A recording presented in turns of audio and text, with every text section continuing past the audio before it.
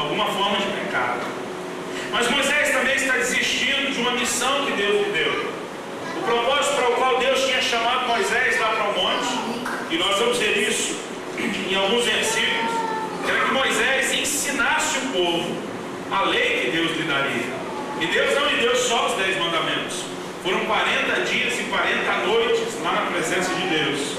Em Êxodo, no capítulo 24, no versículo 1, nós lemos assim: disse também Deus a Moisés: sobe ao Senhor tu e Arão, Nadab e Abiú e os 70 anciãos dos anciãos de Israel, e adorai de longe.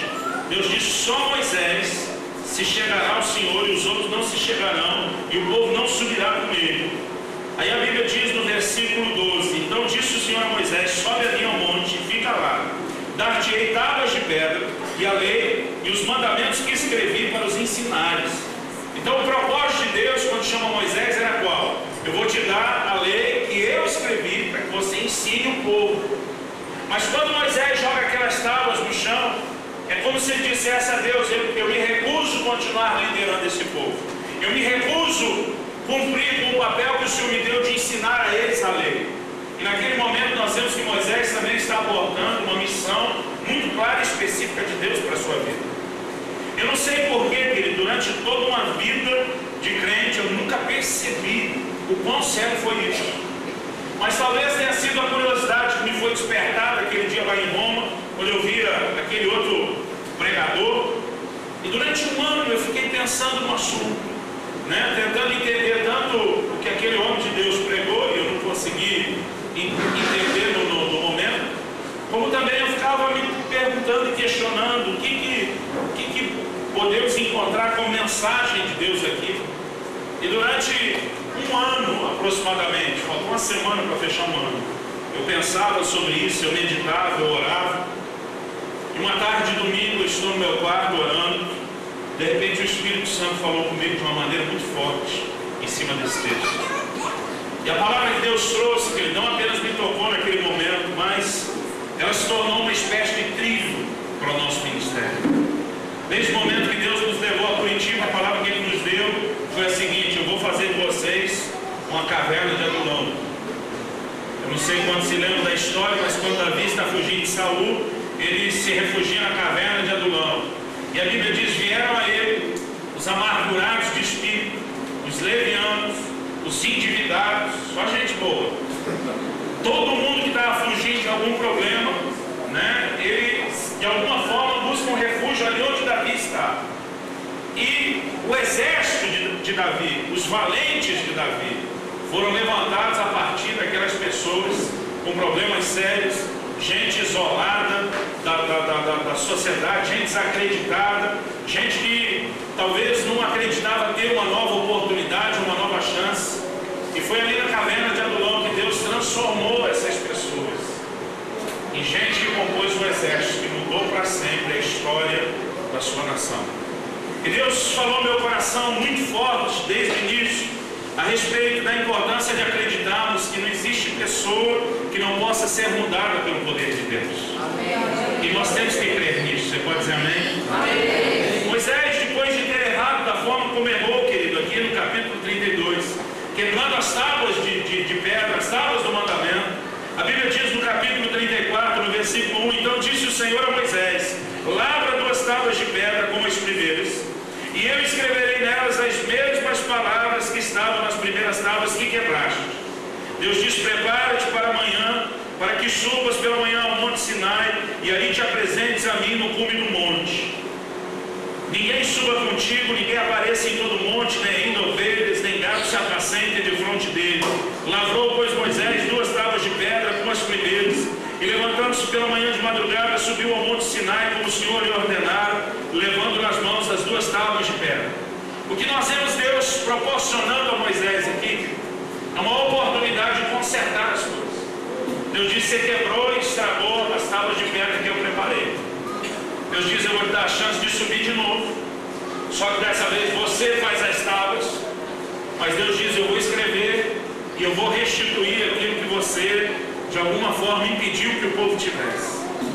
E Deus começou a falar muito forte comigo a respeito do fato de que Deus é um Deus de novos começos. Você pode repetir isso comigo? Diga: Deus é um Deus de novos começos. Fala para alguém ao seu lado: Deus te dá a oportunidade de começar de novo. E querida, é sobre isso que eu quero falar essa noite. Começando de novo. Não aquele começar de novo de quando você se converteu. Porque esse começar de novo, nenhum de nós tem problema. A gente não tem dificuldade para pregar. Se alguém está em Cristo, nova criatura é, as coisas velhas já passaram, eis que tudo se fez novo.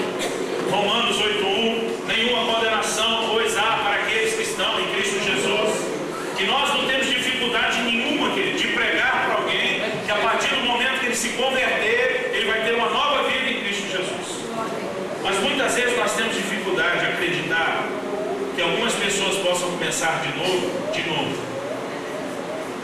Depois de já estarem servindo a Deus, depois de já serem cristãos, depois de já terem conhecido e andado com o Senhor, algumas pessoas podem vir a agir exatamente como Moisés, quebrando ou o mandamento de Deus na forma de pecado, ou abortando a missão que Deus confiou.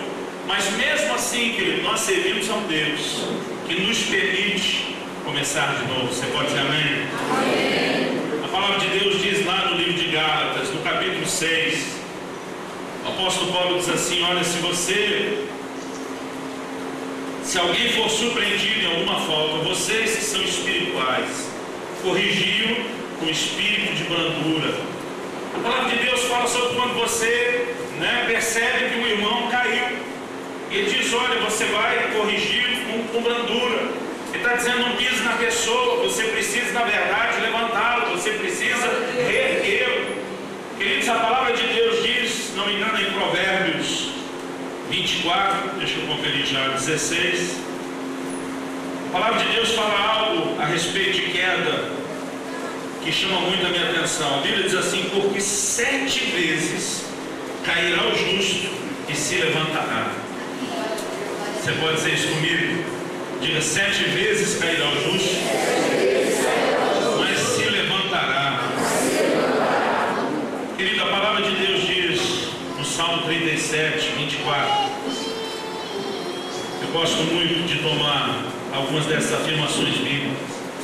A Bíblia diz a respeito do justo: se cair, não ficará prostrado, porque o Senhor o segura pela mão. Precisa haver no nosso coração, querido, o entendimento, a certeza de que Deus é um Deus que nos proporciona novos começos. Não importa se em algum momento você veio a quebrar a lei de Deus na forma do pecado, não importa se o que tem acontecido foi talvez diante do chamado de Deus, do propósito que Ele confiou a você, você falhou, você abortou a missão. O que eu sinto da parte de Deus muito forte no meu espírito de falar nessa noite é que Deus é um Deus de novos começos. O próprio Moisés já tinha experimentado isso antes.